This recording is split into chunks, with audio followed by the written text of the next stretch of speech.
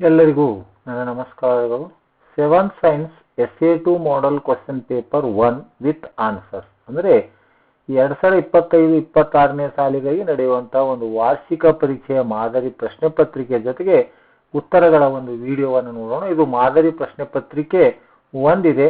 ಪ್ರತಿಯೊಂದು ತರಗತಿಗೂ ಅಂದ್ರೆ 6ರಿಂದ 10ನೇ ತರಗತಿಯವರೆಗೆ ವಿಜ್ಞಾನ ಮತ್ತು ಗಣಿತ ವಿಷಯಕ್ಕೆ ಸಂಬಂಧಪಟ್ಟಿರುವಂತೆ 6ನೇ ತರಗತಿ ವಿಜ್ಞಾನಕ್ಕೆ 1ನೇ ಮತ್ತು 2 ಮಾದರಿ ಪ್ರಶ್ನೆ ಪತ್ರಿಕೆಗಳು, 7ನೇ ತರಗತಿಗೆ 2 ಮಾದರಿ ಪ್ರಶ್ನೆ ಅಂದ್ರೆ ಪ್ರತಿ ವಿಷಯಕ್ಕೆ ವಿಜ್ಞಾನ ಮತ್ತು ಗಣಿತಕ್ಕೆ 2 ಮಾದರಿ ಪ್ರಶ್ನೆ ಪತ್ರಿಕೆಗಳ ವಿಡಿಯೋವನ್ನು ಮಾಡ್ತಾ ಇದ್ದೀನಿ. ಹಾಗಾಗಿ ಇದು 7ನೇ ವಿಜ್ಞಾನಕ್ಕೆ ಸಂಬಂಧಪಟ್ಟಿರುವಂತಹ ಮಾಡೆಲ್ ಪೇಪರ್ 1 ವಿತ್ ಆನ್ಸರ್ಸ್. ಈಗ ಪ್ರಶ್ನೆಗಳನ್ನು ನೋಡ್ತಾ ಹೋಗೋಣ.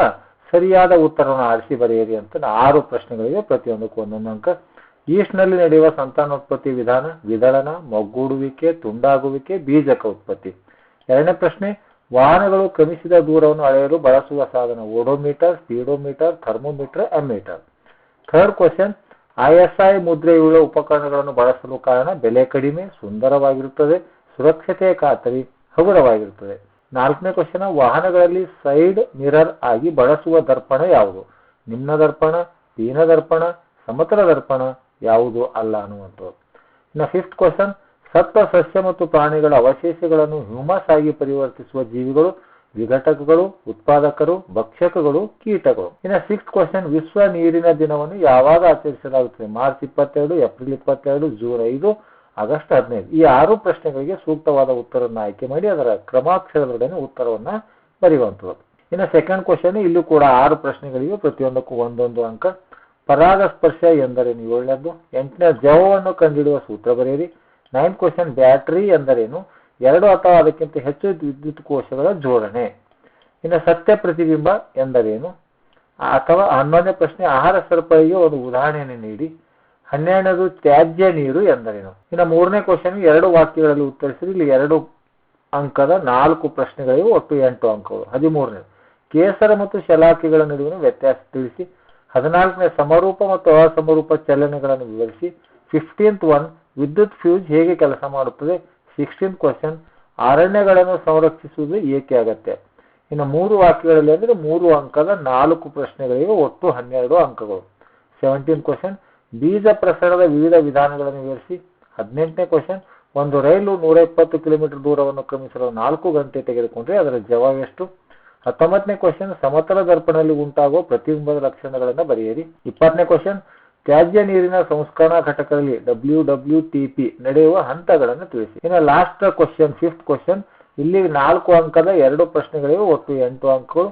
21 ಕ್ವೆಶ್ಚನ್ ನಂಬರ್, ಹೂವಿನ ಭಾಗಗಳನ್ನು ತೋರಿಸುವ ಅಂದವಾದ ಚಿತ್ರ ಬರೆದು ಭಾಗಗಳನ್ನು ಗುರುತಿಸಿ.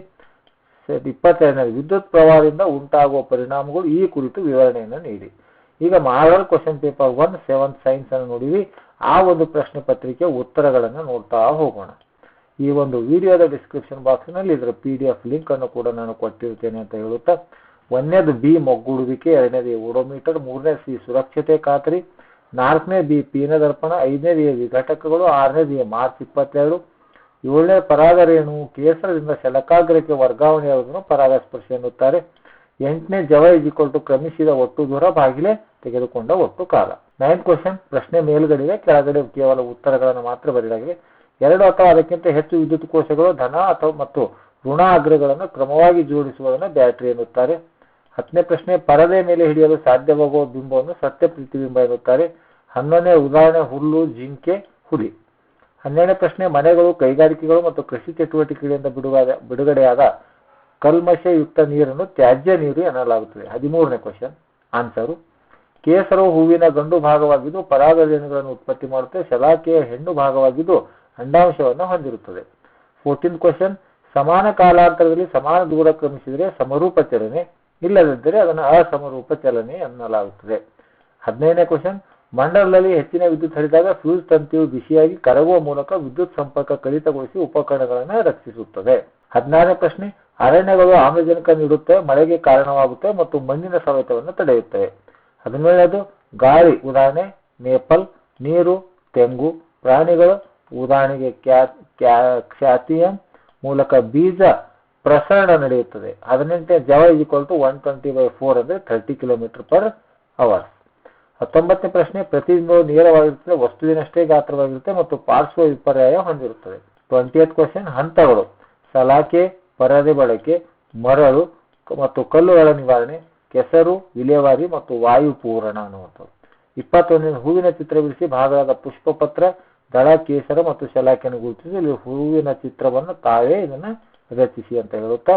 22nd, ವಿದ್ಯುತ್ತಿನ ತ್ರಿವಿಧ ಪರಿಣಾಮಗಳೆಂದರೆ ಉಷ್ಣ ಪರಿಣಾಮ, ಕಾಂತೀಯ ಪರಿಣಾಮ ಮತ್ತು ರಾಸಾಯನಿಕ ಪರಿಣಾಮ. ಉಷ್ಣ ಪರಿಣಾಮದಿಂದ ಹೀಟರ್ನ ಕಾರ್ಯನಿರ್ವಹಣೆ, ಕಾಂತೀಯ ಪರಿಣಾಮದಿಂದ ವಿದ್ಯುತ್ ಬೆಲ್, ರಾಸಾಯನಿಕ ಪರಿಣಾಮದಿಂದ ವಿದ್ಯುತ್ ಕೋಶ. ಆದ್ಮೇಲೆ ಈ ರೀತಿಯಾಗಿ 6ರಿಂದ 10ನೇ ತರಗತಿವರೆಗಿನ ಎಲ್ಲ ವಾರ್ಷಿಕ ಪರೀಕ್ಷೆಯ ಮಾದರಿ ಪ್ರಶ್ನೆ ಪತ್ರಿಕೆಗಳ ವಿಜ್ಞಾನ ಮತ್ತು ಗಣಿತ ವಿಷಯಕ್ಕೆ ಸಂಬಂಧಪಟ್ಟಿರುವಂತೆ ಮಾದರಿ ಪ್ರಶ್ನೆ ಪತ್ರಿಕೆಗಳು ಮತ್ತು ಅವುಗಳ ಉತ್ತರಗಳ ವಿಡಿಯೋವನ್ನು ಇಷ್ಟ ಮಾಡ್ತಾ ಇದ್ದೀನಿ.